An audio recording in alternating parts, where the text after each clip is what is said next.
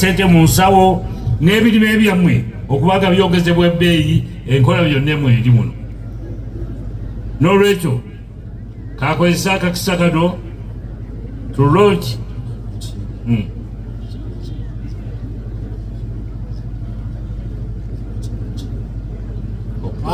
Hajji halo Hajji ngatana launchinga malenja akutegeeza Hajji nti ffe nga Rwampara district twekozeemu omulimu ne tuteekawo ekibiina kye twayise Rwampara NRM Cadres Task Force.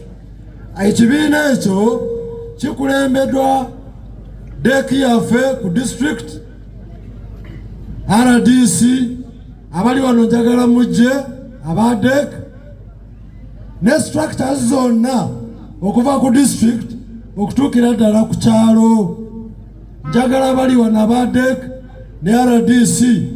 Ekyo ekibiina Hajji kye kigenda okunoonya akalulu mu Rwampara yonna, era we munajjira ne muzeeyi ekibiina ekyo mujja kusanga omulimu kigukoze nga lumu Desemba